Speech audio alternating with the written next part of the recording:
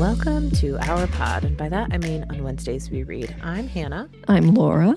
And we are two best friends who do a deep dive into a new book series, one book at a time. Right now we are Ba-dum-bum in the Year of the Dresden. The Year of the Dresden. And we are covering the last third of Turncoat. Where we find out that the evil person was who we thought it was all along, Laura. All along. And everyone else is shocked. No when we shoes get to the point and everyone's like, all the jaws were dropped. I'm like, really? Dresden, you thought you were doing some big reveal in a courtroom, and this just became like almost an episode of Brooklyn Nine-Nine where no one was shocked. No shoes were eaten in the making of this episode. No. It was, in fact, spoiler, Peabody. I was a little devastated by the Anastasia ending. A little bit. I felt bad. Yeah, that was rough. A big old bummer.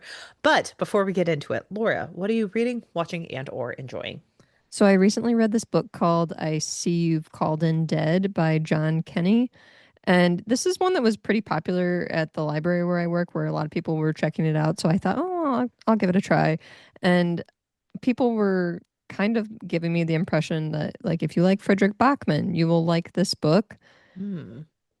It's an okay book. I think Frederick Bachman does it better, honestly. This is a book about a man who is an obituary writer for a newspaper who has basically become very depressed. He's divorced. He thinks he's going to end up alone. He's drinking a lot. He ends up going on a blind date that ends horribly. And a lot of the situations that happen to him are supposed to be comedic, but they're kind of just tragic.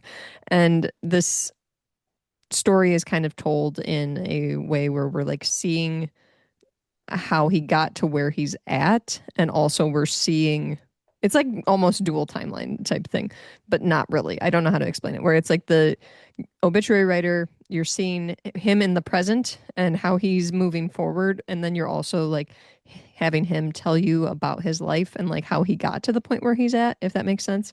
Okay. And so he ends up going on a blind date that ends horribly, and then that night goes home and he is drinking and ends up writing his own obituary and submitting it to his paper that he works for, which is in fact a fireable offense. And so then we're kind of following him going through that and the mess with HR and all these things while he's still like kind of dealing with trauma and grief of like the loss of people in his life, and also the divorce, and how he's like trying to introduce new love and things into his life and trying to find meaning in relationships that he currently has and all these things.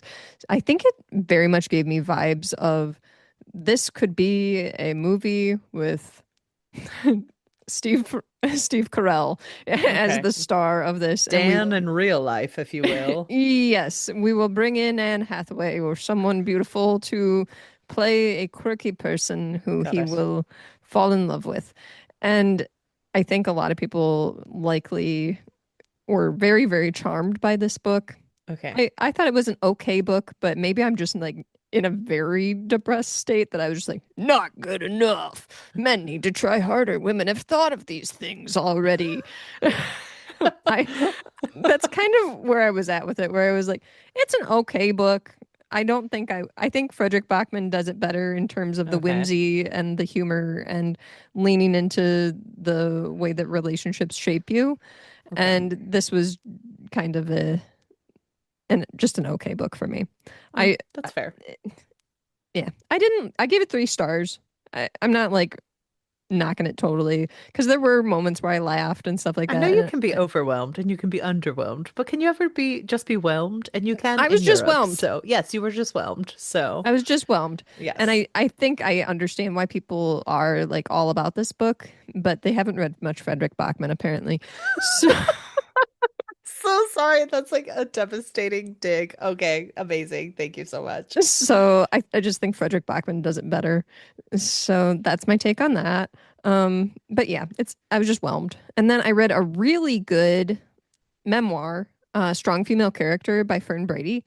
And Fern Brady is from one of my favorite series of Taskmaster, Series 14. And she... Have I met these potatoes before? Have I met these potatoes before? Yeah, she actually, I What? listened to Do the that? audiobook Sorry. and she Of actually course. narrates it.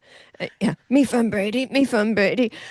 She is the narrator, in fact, and it is a really, really vulnerable and a really great memoir, honestly. Like she is very open about her experience being diagnosed with autism and how it has very much shaped her entire life, honestly, that it's been a really interesting process for her to be diagnosed as an adult and look back on the ways that she was basically like forced to mask and how it affected her and her family and all these things. It was just really a great book. And I will say that there were some things that like I think she's still like kind of working through a few things in terms of like body image and things Mm. like that. But overall, I think it was a really interesting look at some, at like really honest look at someone's life and a lot of the hardships they went through, a lot of their relationships, and noting like, yeah, that wasn't a healthy situation. And I really regret that that was what happened, but it is what it is. That's what happened. And I, it's just, it's really refreshing to see somebody be that open about their brain, their way that they think about things, the way that they are reflecting back on their experiences and able and are able to like recognize like, oh yeah, these things make a lot more sense now that I know that I have autism. And Yeah. yeah, I highly recommend people listen to the audiobook. It was deeply engaging and I think that yeah, she talks about a lot of things in terms of like the ways that people are diagnosed and how a lot of symptoms are missed in women. And she talks a lot about feminism in general and a lot about like how basically the patriarchy holds women back from being diagnosed if they have certain uh, symptoms or certain like if they have autism or ADHD, any kind of neurodivergence, honestly, the patriarchy holds women back from receiving help and being able to adapt and have like accommodations in life, honestly, because we are in a patriarchal world. No. What are you talking So, about? but yeah, it's a great, great, great, great, great book. I highly recommend it. And I think first you need to know who Fern Brady is, because if you don't know who she is, maybe you're just somebody that's very interested in a comedian with autism. But Hmm. she is very funny. She like you and I know her from Taskmaster, but Yeah. she is very funny. And I think if you watch Taskmaster and then you were able to like kind of get some information about her and kind of see the way that she interacts with people and stuff, the book would make a little more sense, if that That's makes fair. sense.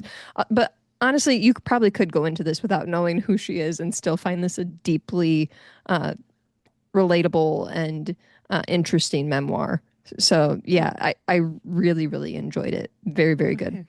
I like it. And then as far as watching, I've been doing a Christopher Nolan deep dive because I want to watch The Odyssey, but I don't have the time right now to go to an IMAX Chicago. theater that is two Because hours away. So because I Christopher instead, Nolan is so far up his own asshole that he yes, can't stop make media being for the pretentious. masses.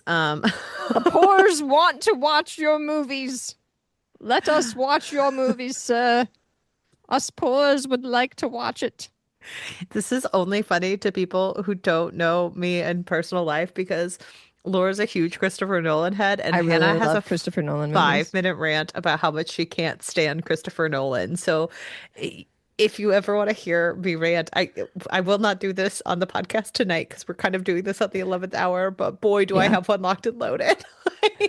Maybe we should do a TV Tuesday where we just cover all of the Christopher Nolan movies because there are a lot that I haven't seen. But I, and as far as a Christopher Nolan head, I don't know that much about him in general, but I have watched a lot of his movies and they are movies where I'm like, I've gone out of theaters and thought that was the best movie I've ever seen. So I am part of the problem, Hannah. I acknowledge that. I But think he's probably a very talented director. I just think we give him too much power, and we do not give female directors any oh, that's power absolutely right. whatsoever. And so I've decided that I hate Christopher Nolan with fiery passion that burns with the fire of a thousand suns, and like it's just a And that vendetta is I well have within against your him. right. And here's the thing, guys, if anyone came to me and they're like, he is a very talented director, I think you would be right. I just Mhm. think we gave him too much power. And I'm very interested Yeah, in the that Odyssey and happens a his lot. power of CGI. I just think we gave him too much power. And I think the 2.5 minute camera is going to send me into a tailspin. Like it's Hannah, we have to move on. Let me talk we about what I'm okay, watching. talk about we do not have enough time. We can talk about this next week. Laura, what are We, you watching? I will bring it up again because I've watched several movies and I'll be talking about it next week. But I Okay. watched actually his first movie that he made, which is called Following. This is about a man who is a writer and he decides to start following people in order to like kind of learn more about people and then he's just like people watching and then it becomes more extreme because it goes beyond like I'm people watching in order to like learn about people to write about people and then it's like oh actually I'm stalking people because I've just become now deeply interested in following people. But it goes wrong for him because somebody notices him doing this and he gets kind of scooped up into the wrong crowd. And this isn't a I thought it was not that great of a movie, honestly. It's all black and white and there's not the like score that he relies on in all of his other movies. Nolan deeply relies on music in his movies to like set the drama, Yeah. and it's deeply effective to have that music. And this didn't have that, where we didn't have the Boom. type noise that we really need in Inception to make us think about our dead wives. We need we need those reminders that boom means think about your dead wife. Like we need that giant boom and we didn't have that in following. So yeah, the it was a different experience just because of that. But I think you see a lot of like the gleams. Like you can see little sparkles of like, oh yes, this is obviously why he started going in the direction that he went in because Mm. he likes to pull a quote unquote bait and switch and he likes to say, was it this person after all? We don't know. Haha, you trusted the wrong one. And yeah, he likes to do that kind of stuff. And that is definitely present in following. It was not a great movie. But I also watched Memento. And that is the one that is essentially Finding Dory. And he has Finding Dory syndrome. He does have And Finding Dory syndrome. which I don't know that much about that type of situation, like short-term memory loss, like not having your short-term memory. It's very confusing to me how that works because I kept saying that to my husband throughout the movie, and he said a very funny thing to me because I kept asking him questions, and he said, "Why don't you watch? They're clearly going to explain it." They, in fact, did not They explain. did not explain it. I can tell you one thing about, can I tell you one thing about Memento that I Yes. remember about Memento? My ex-boyfriend was obsessed with Memento and it left a bad taste in my mouth to this day. So I I didn't cannot think it take that was movie that good. It's serious. not one of my It's favorites. not good. It's not good. And you want to know why it's not good? Because my ex-boyfriend had to explain it to me and why it was good for at least 30 minutes. And I don't care for that movie. It's probably why I have a huge chip on my shoulder about Christopher Nolan as well, because it stuck with me. Ex-boyfriend memories will do that to you. There's Yeah, certain just things that I hate where I'm like, do I actually hate them or do I just hate the ex-boyfriend memory associated with that thing? I But think I do Memento hate is Memento a little bit because it's a Christopher Nolan movie, and I've just sure decided that Christopher Nolan's on my list. he's So on your Arya Stark list. She says his name every night before she goes to bed. But yeah, I get why this is kind of like the movie that he was like launched from, that everybody kind of became obsessed with and was like, "Oh, yeah, Memento, Memento." It makes sense to me, but I still don't think it's that good of a movie. Like it's okay. people It's could just see not us that if good of this a was a movie. visual format podcast yet. You would see that Hannah's entire face has just been eye roll this entire time. Hannah, I have not even been showering him with praise. I just hate talking about him. It's You gonna know be a what? The long other thing couple is, I don't weeks. know if I even know what he looks like. Do you know what Christopher Nolan looks like? Only because I've been talking about him a lot recently. So, like, you're gonna Google his face because I had to Google the fact that that man I'm says not he, going to Google him. I want to remain in the dark.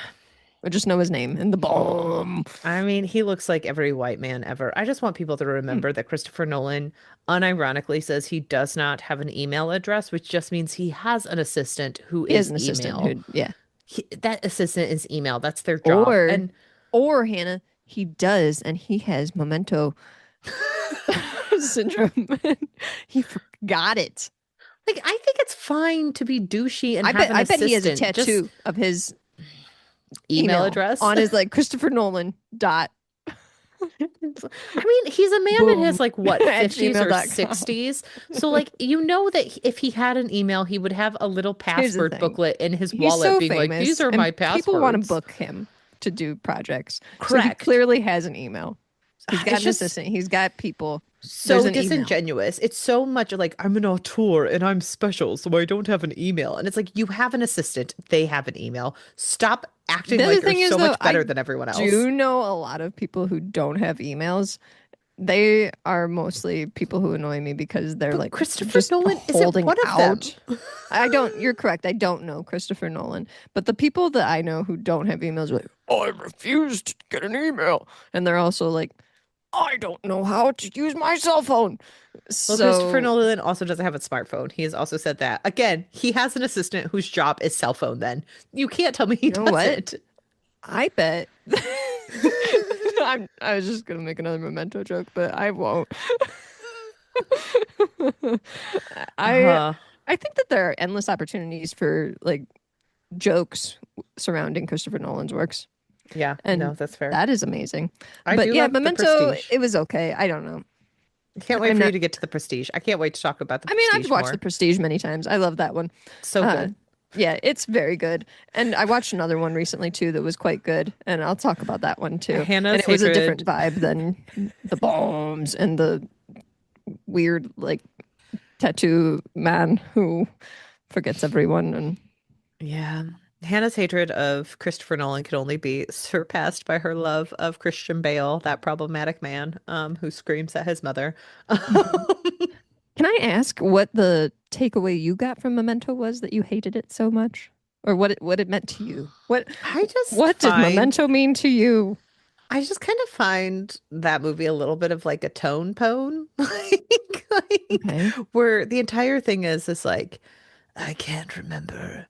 I spent this entire time. Spoilers for Memento, people. Jump He has 25 short-term seconds. memory loss. He has short-term memory loss, and he's like, I am besieged with the death of my wife. I must murder the man who did it. Hmm. And then the end is like, I think I might have been the one who murdered her.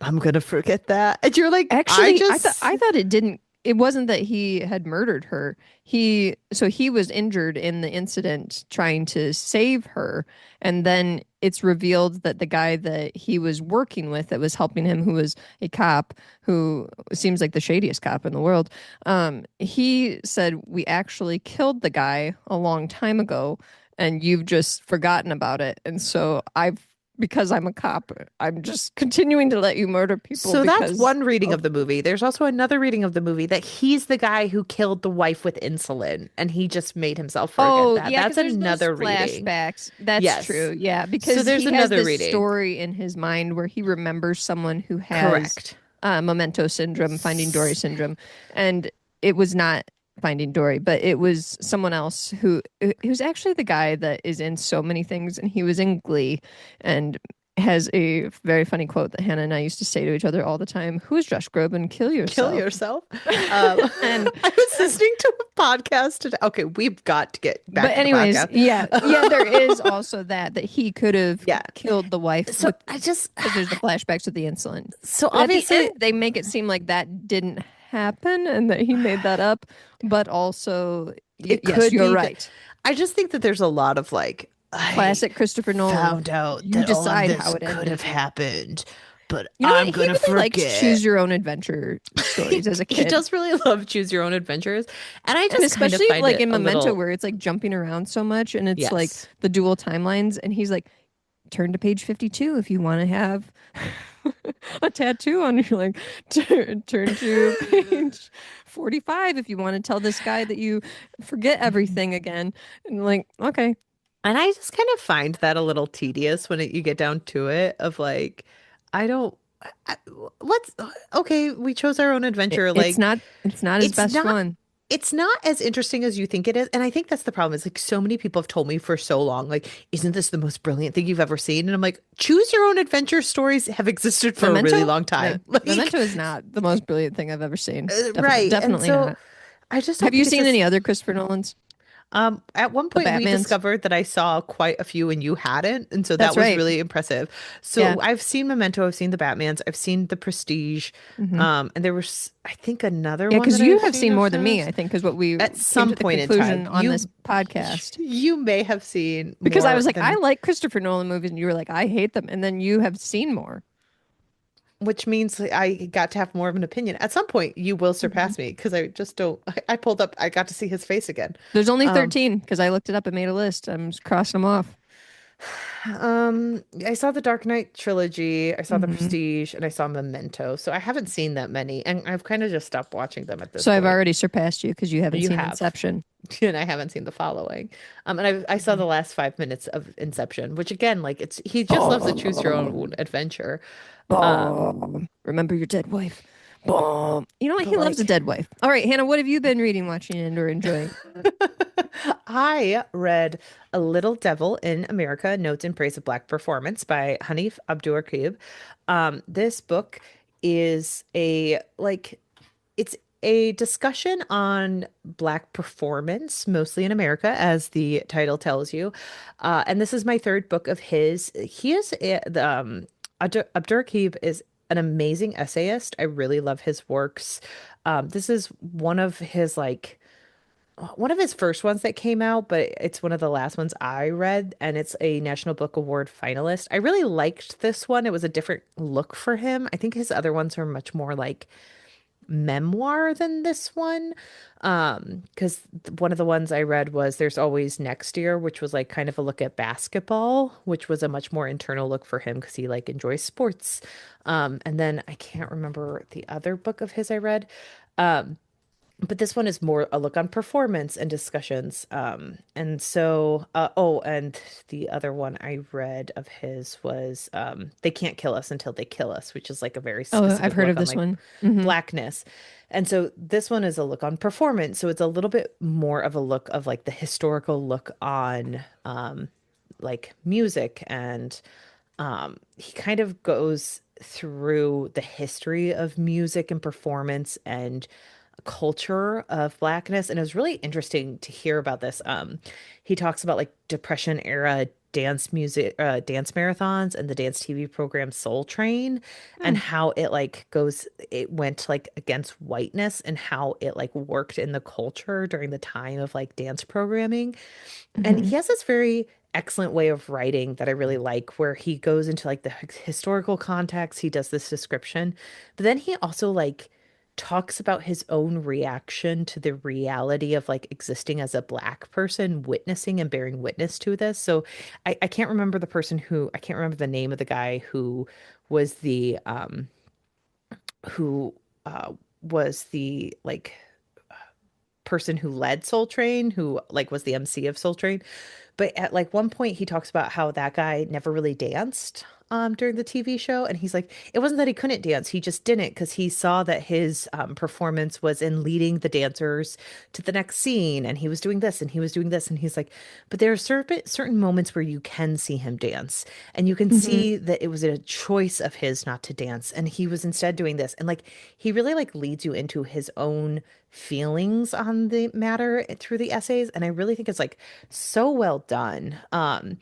And he also has moments where he does take you to like you're going through this historical context. You're learning about You're learning about a singer who was like a spy during World War II, but you're also learning about the like card game spades and how there are different house rules, and like it is very specific to Black culture that you have to respect the house rules, and but like Hmm. people will try to like pull one over on you if they think they can win in a certain way. And he like is very specific, like he has a very specific look on history but also on culture. And I really enjoyed learning a little bit more about the performance overall, but also just like every time I read another one of his books, I feel like I'm just learning more about him as a writer.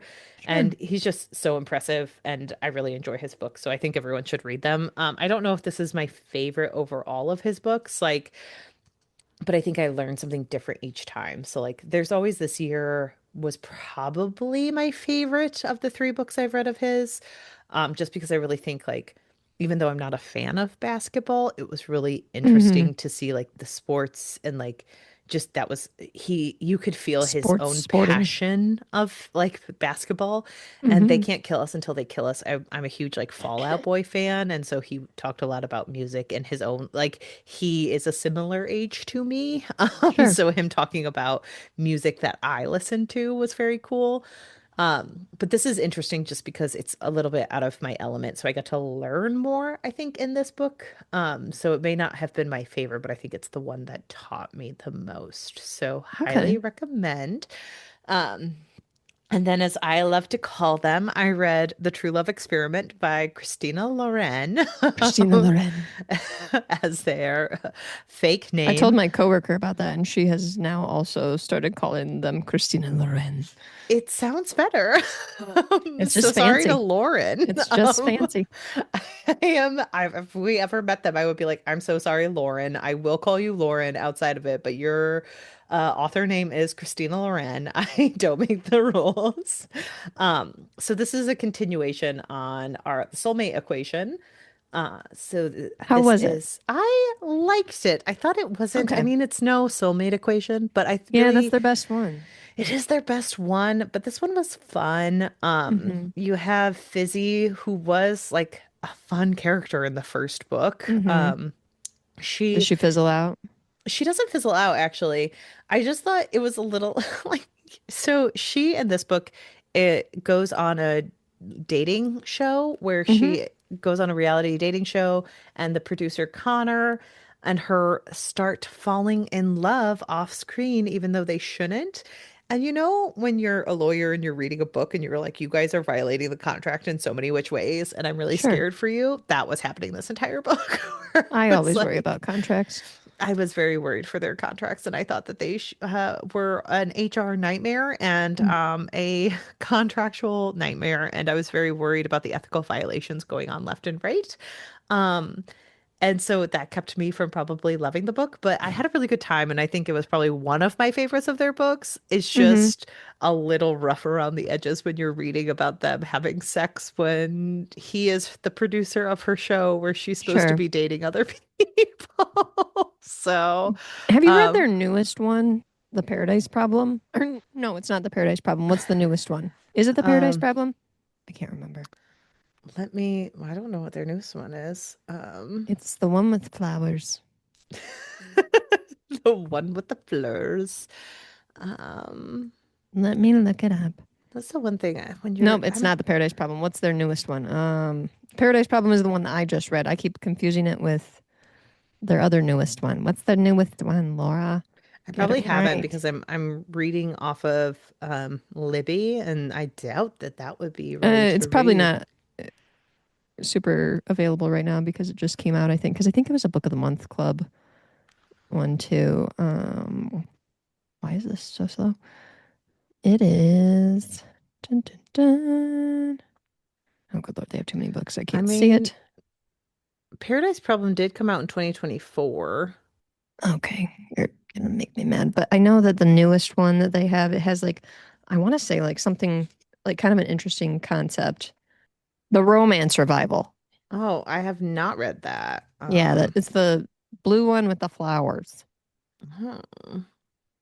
I It have took not me read it far yet, too but long to find it. So, if you can even find it, good luck because it took me a lot of Googling.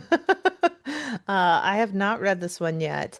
I did like Fizzy's book. I thought it was good. I just Hmm. didn't like the amount of hoops they had to jump through for the ethical obligations to not be Hmm. there. And I was like, no, they're there. I can see them on the page. But an unforgettable novel where one fateful accident erases a troubled marriage from memory, and love gets one extraordinary do-over. Ooh, Yeah, this is the one that I think that it's like an interesting concept, huh. like a little more sciencey also, which could Yeah. be something that works in their favor. Let's see. Luca will understand once her cutting edge research comes to light. A tragic accident takes Luca from her. So she goes back in time? Either that or there's a like let's bring your husband back type thing. We've got some of Interesting. his cells, is what I'm guessing. Oh, You know what I mean? weird. Oh, Like ha ha we have his ha. hair cells, so we would bring him back. Okay, the STEM-oriented gal in me absolutely loved the sci-fi resurrection plot. You are correct. Interesting. Well, we'll have to put that on our reads. Yeah, I've been curious about it. So, but I got to get to some of their other ones because now I know. you are pulling a Christopher Nolan on me, and you're reading more of Christina Going through the Loren. backlog. So, um, yeah, I enjoy, but I like this one. I still think it's one of their better ones. So, highly recommend the Christina Loren books. So, and True then Love Experiment, correct? yes, The True Love Okay. Experiment. And then for watching, Laura, I watched in my Netflix era a toxic love story.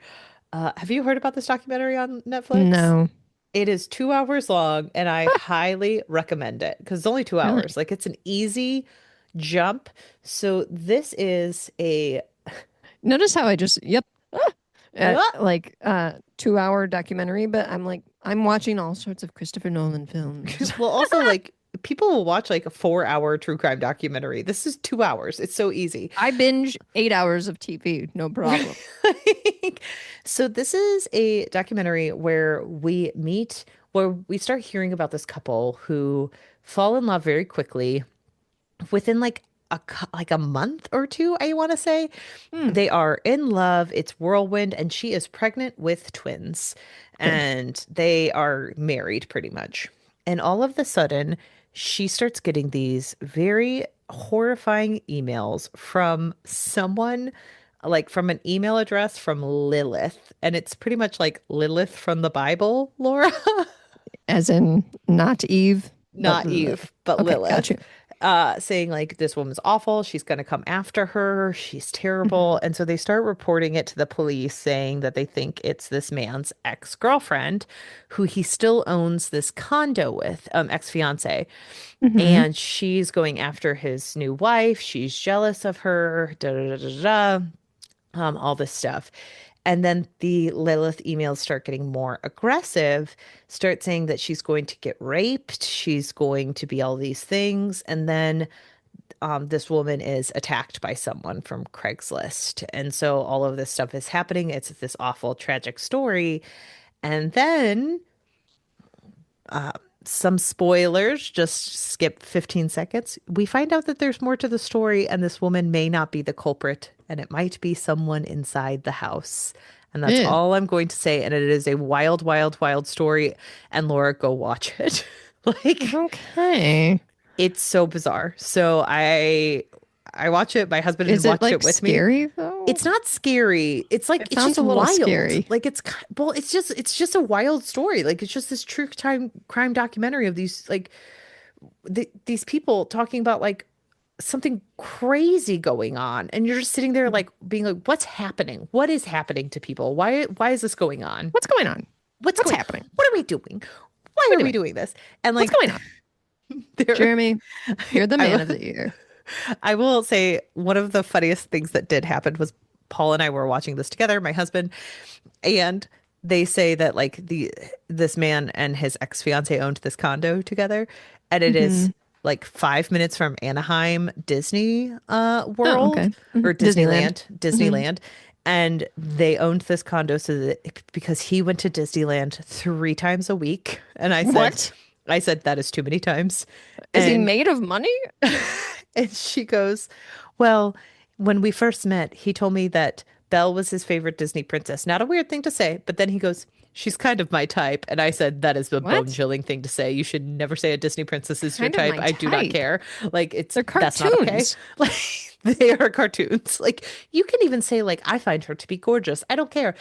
They're not your type. That's a cartoon. No, You that's know what? It's bone-chilling. I will say though, it did make me feel better to find that there were other people like in the 90s who said like I found Simba attractive. And I Yes. was like, yes, same. I also found Aladdin very attractive as a child.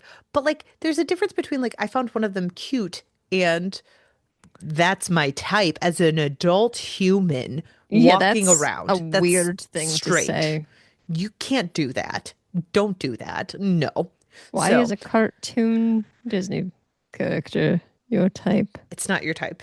That's a cartoon. So Also, I, it makes me think too that this is someone who doesn't know what women actually look like because like the features of these Disney princesses are not real they're not features. real.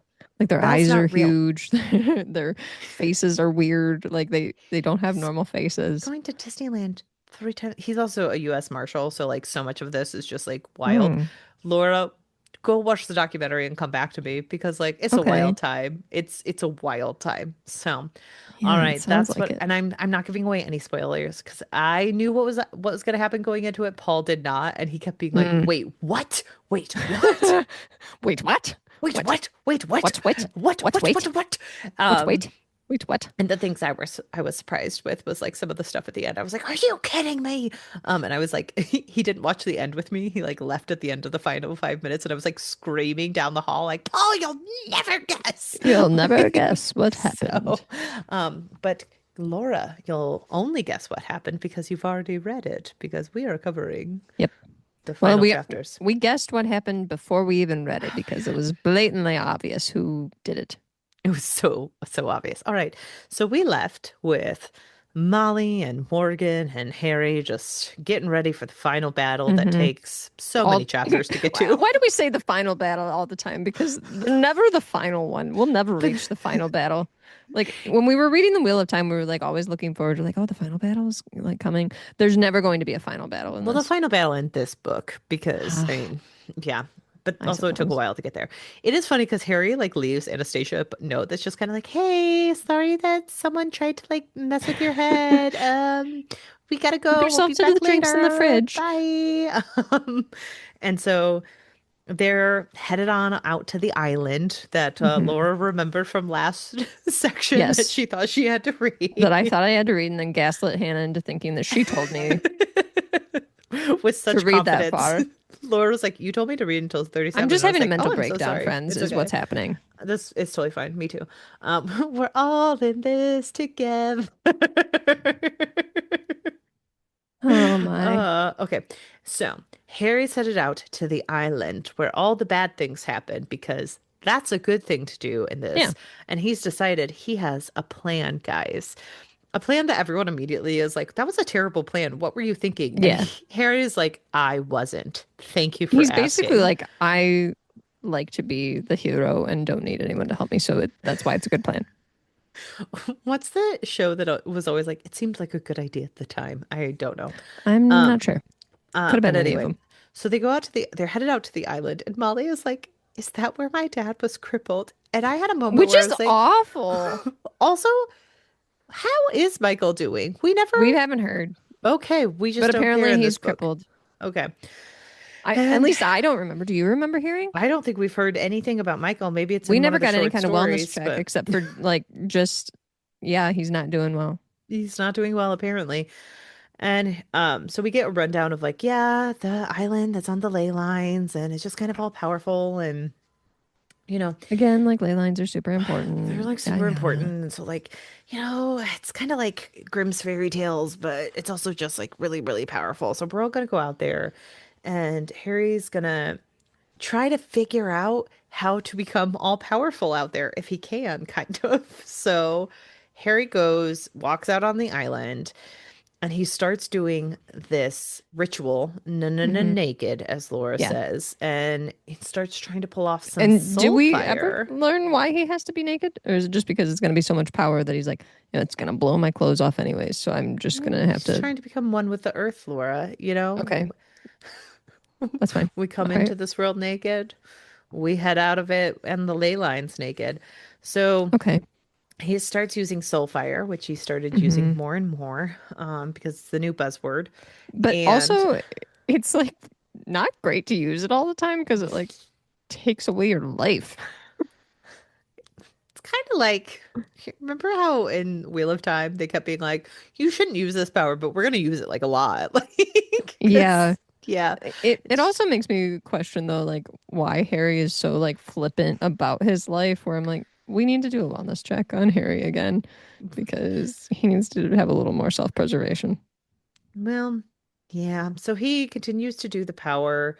He decides that he's going to call forth this wellspring Hmm. of power, and he is going to name the spirit that is in the island Demon Reach, so that he can have this full understanding of what is going on this island. And he's like, I think it's going to accept me. And then he's like, well, then he feels it and he's like, maybe not. That didn't But work. Oh it well. will respect me a little bit. So like I can kind of Sure. use it like a Sure. little bit. So it's fine. And then he heads back. And this is my favorite where I talk about this sometimes in editing group where I'm like, why are we all of a sudden bouncing back and forth to places? And Harry starts doing that in this book where Hmm. he's like, now we're over here. Now we're over here. Because then he heads back to the bow. Um, and he Which starts is telling cutely called the water beetle. I do like that it's called the water beetle. Um, and so Harry is talking about how how like, now he has the power of intellectus on the island, and he's going to have this, like, Hmm. Yeah, understanding of what's going on here. He knows everything, and he's going well, to he can like draw. feel every single piece of It's, grass and it's stuff like that on the island. He's like, this is going to be so helpful. And then he's like, actually, it's not that much information. I just know where all the bugs are and stuff. And he's also like, okay, but if we can get everyone here and standing on the island, I might be able to know who did it. And so we're going to draw them out over here and we're going to convince them that they have to come to the island because I'm going to tell them I know who did it. And so now they have to come over here. And everyone's like, aren't they going to know that you're bluffing? And he's like, but what if I'm not bluffing? Then they have to come. And it's like, Harry, that's not a good plan. This isn't going to work. So he But calls Lara and he's like, look, he's your like, get cousin, over here naked. get over here. I'm naked. Um, and he does tell her, we find out that like it's definitely her cousin, Madeline, Hmm. that's involved. And she coerced this guy who was the money maker into moving money into Morgan's account. Hmm. He tells her where to find Madeline, or she could come out to the island where he's throwing the Throwing a party. party. Do you have a nice dress? Or leather. I'll talk about this on a different TV Tuesday, but I was watching Much Ado About Nothing with Denzel Washington. Have you ever seen that? No. Great adaptation. Denzel Washington and Keanu Reeves as his brother. Ooh. Do we know why? No. But Denzel Do we Washington care? is No. running around in leather pants for the entire Hmm. movie, and I'm like, why? I don't know. I don't care. It's We're great. not going to argue. He's so great. It's Much Ado I About actually Nothing really is like Denzel movies. Laura, it's a great adaptation. It's on Tubi for free. And it's Okay. one of the funniest things in the world because in the beginning, Keanu Reeves is like, look, you may wonder why I'm a villain.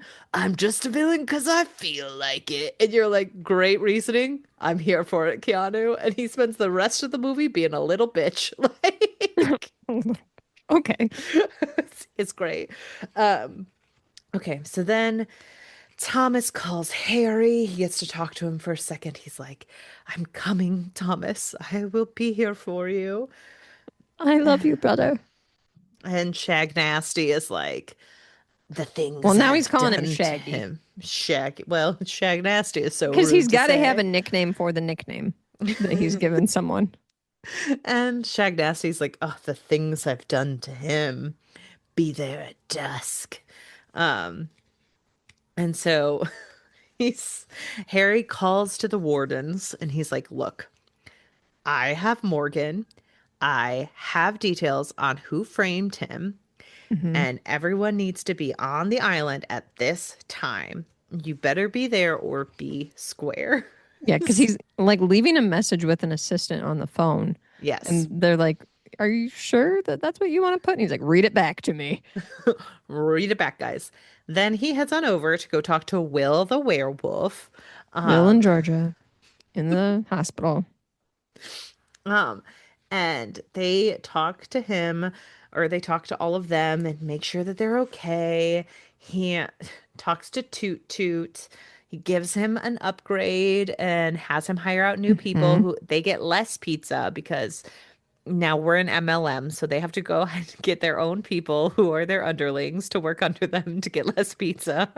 Um, it's It it's a gets to the thing. point where they like mention it at some point, something like "you're unionizing" or something.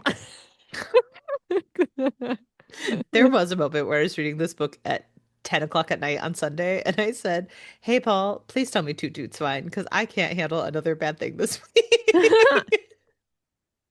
Toot So Toot, that in did fact, happen. is fine. Toot Toot is fine. And so Will and Georgia head out to the island with Harry. Everyone is going to the final battle of the book, Laura.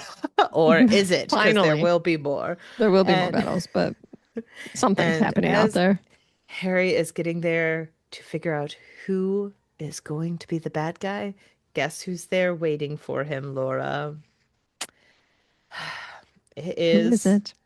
the Guardian. Is that man's name? I always forget his name.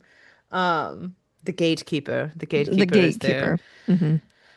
The Gatekeeper is one of the most useless characters in this entire book series. What is his purpose? I hate him every time he shows up, Laura. I He's don't just know. there to say things I and don't have a lot of leave. thoughts on him, honestly, because I'm just like, it just seems like a plot thing. He is the Keanu Reeves of this, of like, if I feel like saying something, I say something. If I'm not saying something, I don't. And then he just walks away.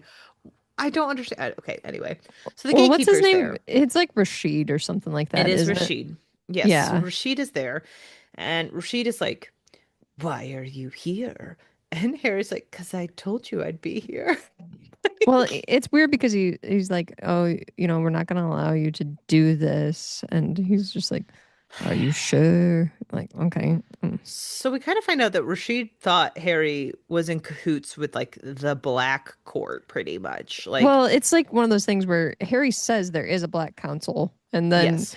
Rashid's like, no, there's not, and then he's like, but aren't you the Black Council? And so it's like, Yeah, I thought you like didn't think there was a Black Council.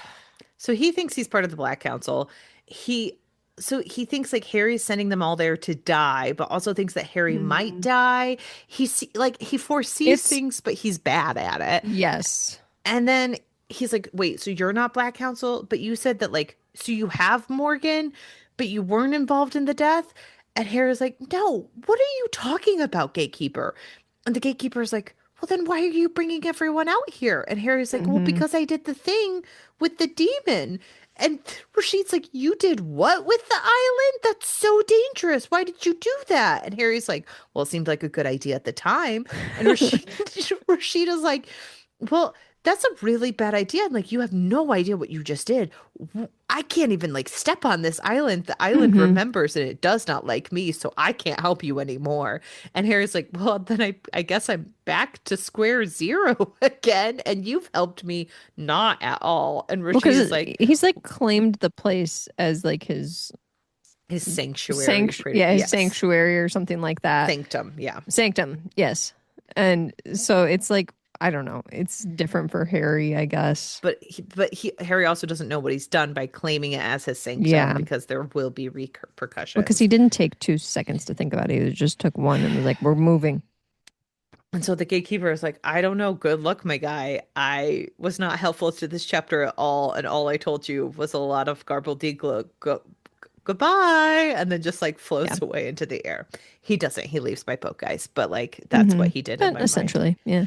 Um, and so Harry gets some sleep in the cabins because he is fully out. Hmm. And then And like Will and he, Georgia are patrolling around the island, keeping people yes, safe. and he's making sure Demon Reach is ready for them. And then the senior council is there, and Harry tries to tell them that Morgan has been framed, and this is all just a big He's misunderstanding. like, I have Morgan. But you guys shouldn't arrest him because this is a misunderstanding. And he feels like Billy and George are slinking closer. Hmm. The council's like, look, we have to arrest him anyway. We don't have a choice in the matter. And Ebenezer, who knows about the Black Council and like knows He all of this is stuff is going incredibly down. annoying in this last section, honestly. And I did not enjoy Ebenezer in this last section. he's I was just like, like, stop. he's kind of just like, I'm sorry, there's nothing I can do. And you want to know what hasn't happened during this? The guilty party hasn't shown up, Harry. No, He's not shown up at all he's like he still was not there. supposed to. So like Harry doesn't have that glimmer of like I felt the feet hit the floor. So we don't get that catharsis. We just all of a Hmm. sudden get Harry being like, "Oh no. Oh no. All these people started running on my island. I feel their feet." And I was like, "That's not helpful, Harry. What's No. going on?" So Laura's team start coming down in Navy SEAL leather suits, a la Denzel Washington and Much Ado In About order to Nothing. prevent Harry from being arrested. And Laura starts pretending that Harry used them and she slaps him. But she's like And winking at Harry, like, it's just pretend. my brother was taken by a skinwalker and I'm gonna And get him. I had him actually just like contracting out work for Dresden because Dresden's so bad at his job that he needed my brother to help him out. And that's why they've been in cahoots, not because they're brothers, even though they are. And so they're all seeking the safety of Thomas, and all of them are kind of trying to figure out what to do because this is all just one big mess. Hmm.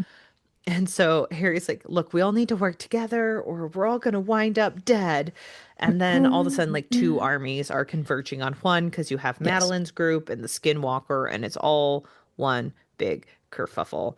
And Hmm. so Harry's like, man, adrenaline's doing weird things to my head. It's everyone's fighting. It's one big, huge mess.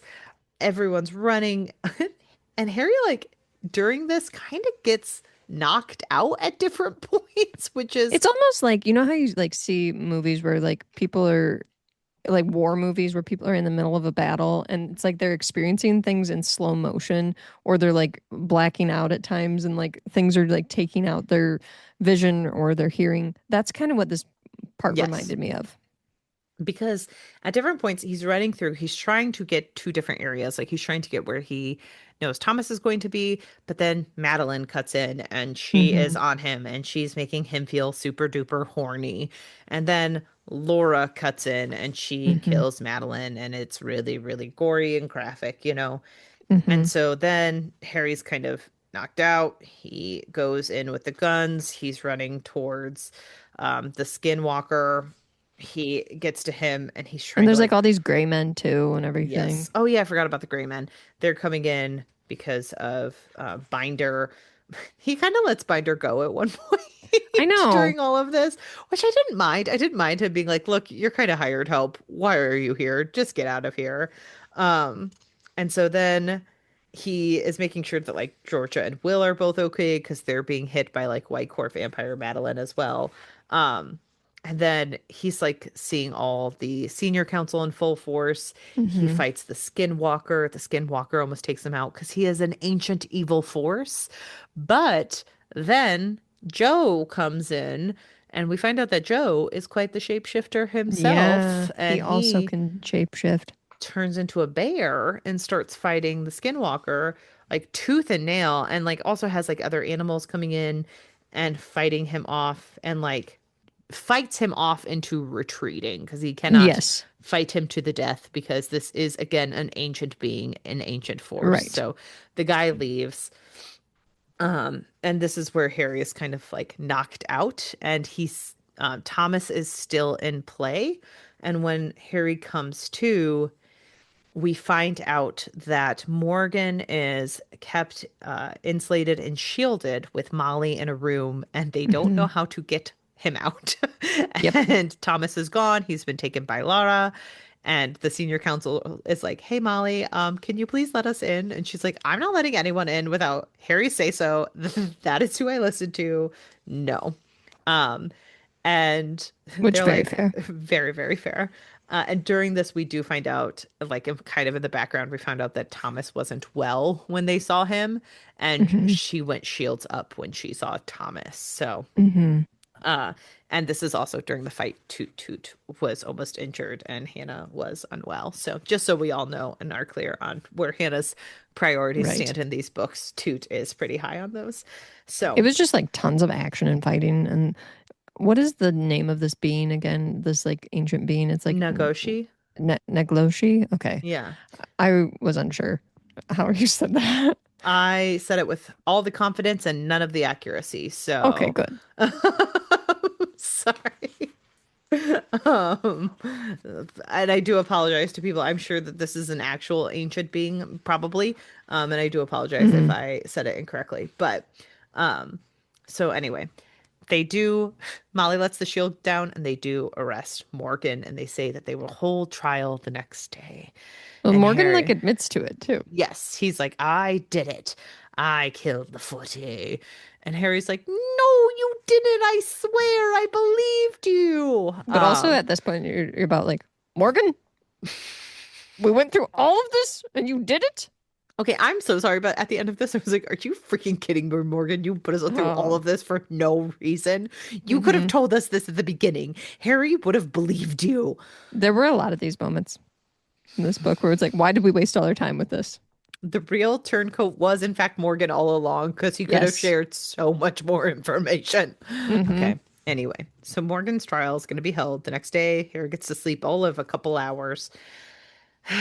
He gets ready, and we find out that he did have some contingencies planned Hmm. because he had Mouse sitting with his little PI for hire, who I'm sure will Hmm. come back. The PI with a heart of gold, Vince. And so Harry heads on over to Edinburgh and he gets ready. And he starts reading through Ebenezer's journals that are talking about Which the is weird because he's like, here, Harry, you should read these. They were given to me by Merlin. And Harry's like, this is so cool that I can read these because you were my mentor and I hope to pass them down to Molly someday. Like, who even cares, Dresden? Like, why do you care about this? It also talks about like the island's original purpose. It's just like really random. I don't really know what's I don't know. happening, but anyway, I thought this was a there's weird thing for him foreshadowing. to be attached to. Yeah, and so he talks to Watch me Ebenezer eat about my all of words, and this will be this. really important moving I'm on. sure it will be. These And so stupid anyway, journals. they start the trial. Everyone's like, Donald Morgan, do you have a defense? And he's like, I don't. And Harry's like, but I do. And so Harry is like, look, I'm smart and I'm a PI and you all trust me. So I hired my own PI because I thought if someone knew that I thought I knew who the evil person was, they would come through the ways and I could take a picture of them. So I did it. Hmm? And the evil person was Peabody all along. And they're all like, And everyone's like, what? oh. And then Peabody throws Mordite into the room, which it attacks a light and it's a whole thing and it puts Hmm. everyone into a kerfuffle. And here is the part that I was very surprised by. Peabody is Mr. Administrator, and Yes. he has been around lots of the pupils in the room and lots of the younger wizards. So he has been using mind control magic on them. Hmm. It's very evil. Molly shouldn't be using it, but Peabody was using He's it. been doing it all along. So he uses it and he starts everyone.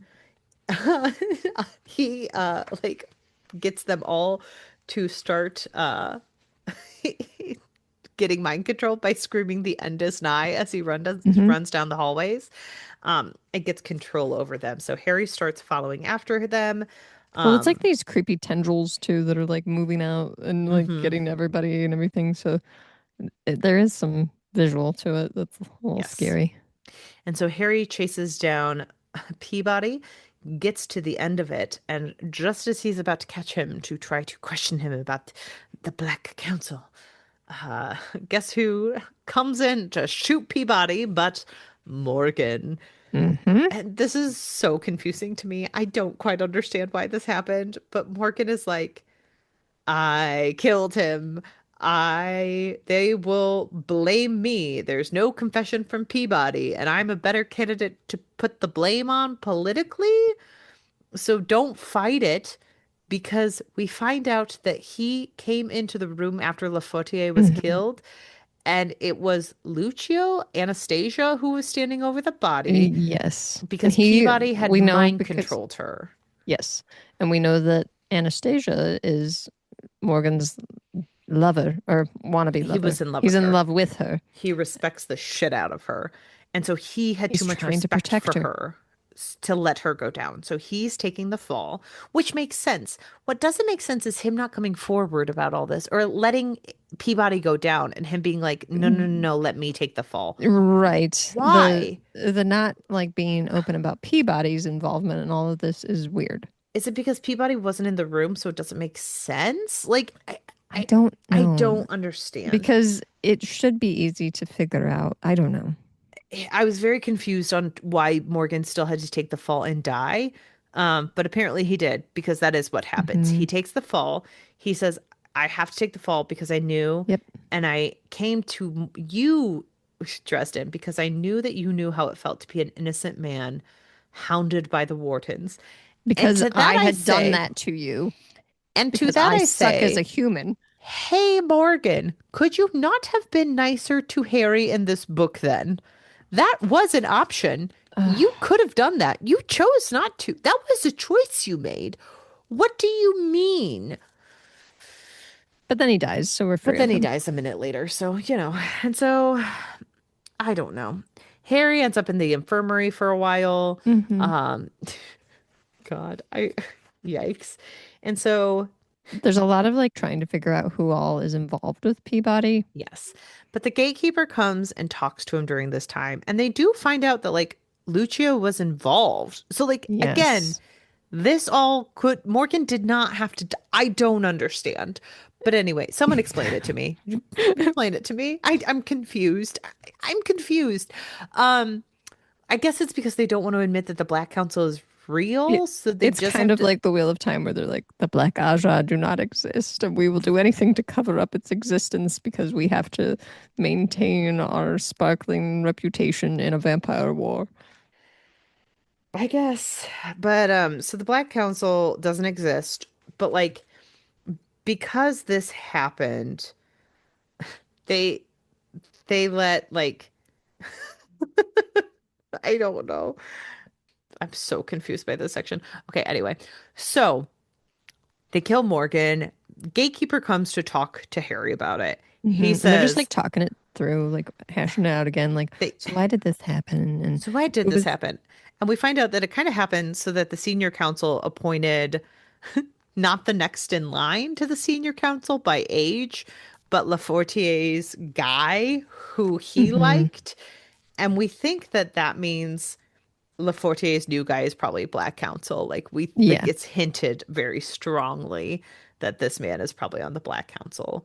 We also find out that Lucio's attraction to Harry is most likely mind controlled by Peabody, that he which is inserted awful. is so bad. It's so gross and so awful for Anastasia. And we find out that that happened because of her being put into a younger person's body. Hmm. She was more susceptible to mind control. And Yep. so she's now dealing with those ramifications of like, not only was she mind controlled, not only was she placed into a relationship she didn't want to be in, now she has to like deal with being with that subordinate moving forward. And Hmm. Harry also has to deal with like, oh, this person didn't want to be with me. Didn't And actually want to be in this relationship. Ugh, how so awful.